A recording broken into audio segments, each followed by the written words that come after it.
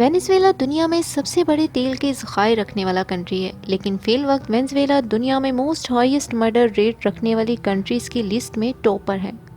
Venezuela میں toilet paper role کی قیمت 2.6 ملین بولیورز ہے۔ بولیورز وینزویلا کی کرنسی ہے۔ کئی سالوں کے پور گورننس نے وینزویلا کو اکنامک اینڈ پولیٹیکل کرائسس کی طرف دھکیل دیا ہے۔ وینزویلا ہسٹری کے بدترین اکنامک کرائسس سے گزر رہا ہے، جسے گریٹ ڈپریشن بھی کہا جاتا ہے۔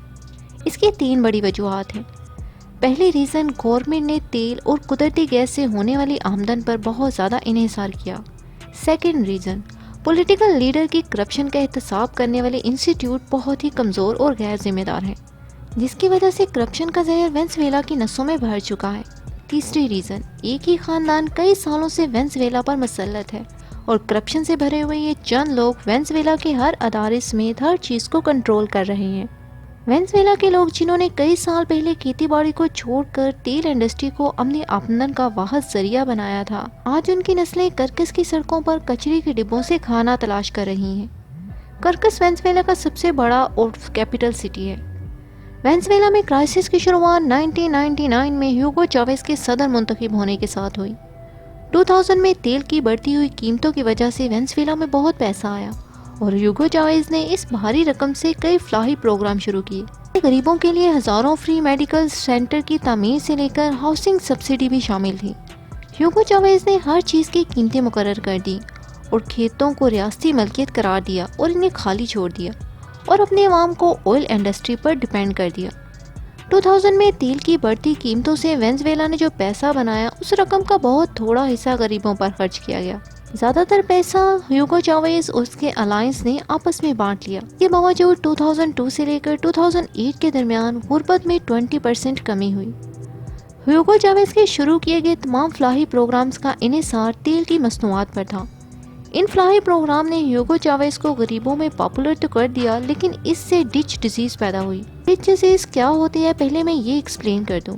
کسی بھی کنٹری کا تیل یا قدرتی گیس پر بہت زیادہ ڈیپینڈ ہونا اور دوسری انڈسٹریز کو بالکل نظر انداز کر دینا، اور جب ان قدرتی وسائل میں کمی ہوتی ہے یا عالمی مارکیٹ میں ان کی قیمتیں گرتی ہیں تو کنٹری کو سٹیبل کرنے کے لیے کچھ نہیں بچتا، کیونکہ ادر انڈسٹریز کو تو پہلے ہی نظر انداز کیا جا چکا ہوتا ہے۔ اس ڈچ ڈیزیز نے وینزویلا کو لون کی بساکھیوں پر کھڑا کر دیا، کیونکہ ہیوگو چاویز نے کچھ چیزوں کی قیمتیں مقرر کر رکھی تھیں اور پوری دنیا میں ان چیزوں کی قیمتیں بڑھیں تو ہیوگو چاویز نے روس اور چائنا سے لون لے کر اپنے عوام کو پرانی قیمتوں پر وہی چیزیں فراہم کی۔ جب عالمی مارکیٹ میں تیل کی قیمتیں کم ہوئیں تو ہیوگو چاویز نے اپنے شروع کیے گئے تمام فلاحی پروگرام کو لون سے پورا کیا۔ رشیا اور چین نے وینزویلا کو اربوں روپے کے قرضے دیے ہیں۔ وینزویلا پر $150 بلین کا قرضہ ہے، کیونکہ ہیوگو چاویز نے کئی سال پہلے ہی ایگریکلچر انڈسٹری کو چھوڑ دیا تھا۔ اس سے وینزویلا میں کرائسس کی شروعات ہوئی، کیونکہ 70% خوراک وینزویلا کولمبیا، برازیل اور میکسیکو سے امپورٹ کرتا تھا۔ یعنی وینزویلا میں آئل ایکسپورٹ سے پیسہ تو بہت کم آ رہا تھا، لیکن خوراک کو خریدنے کے لیے ایک بھاری رقم دوسرے ممالک میں جا رہی تھی۔ ہیوگو چاویز 2013 تک صدر رہے اور اپنی زندگی میں انہوں نے نکولس مڈورا کو اگلا صدر منتخب کر دیا۔ نکولس مڈورا کو صدارت میں داخل ہونے کے بعد ہائی انفلیشن کا سامنا کرنا پڑا، اور یہ بحران اس وقت شدت اختیار کر گیا جب عالمی مارکیٹ میں تیل کی قیمتوں میں کمی ہوئی۔ 2014 میں تیل کی قیمت $100 فی بیرل تھی، لیکن 2016 میں تیل کی قیمت $26 فی بیرل ہو گئی۔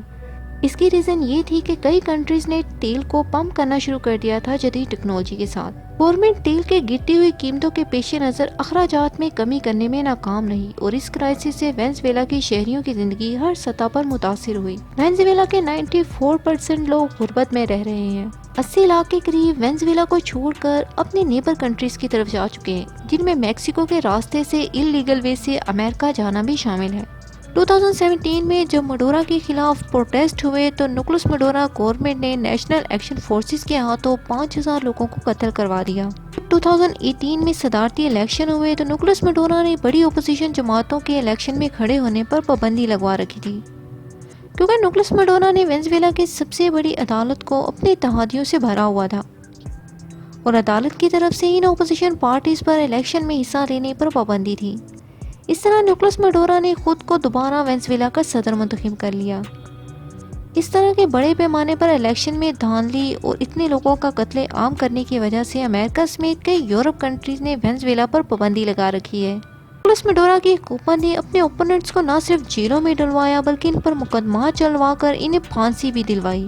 اس وقت وینزویلا میں فوڈ اور میڈیسن کی بہت زیادہ کمی ہے۔ نکولس میڈورا اپنے عوام کے لیے فوڈ اور میڈیسن خریدنے کے بجائے اپنا لون چکا رہے ہیں، اور اس لون کی مد میں چائنا اور رشیا کو سستے داموں تیل فراہم کرنا بھی شامل ہے۔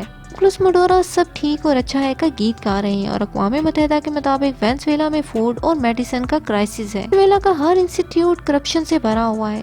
جن انسٹیٹیوٹ نے کرپشن کا احتساب کرنا تھا وہی اداروں میں کرپٹ لوگ بیٹھے ہوئے ہیں، کچھ پاکستان کی طرح۔ ہیوگو چاویز کی ناقص پالیسیوں نے جنہیں نکولس میڈورا نے جاری رکھا، جس میں وقتی فائدہ تو شامل تھا لیکن مستقل نقصان بھی شامل تھا۔ پالیسیز نے رچ کنٹری کو موسٹ کرمنل کنٹری بنا دیا۔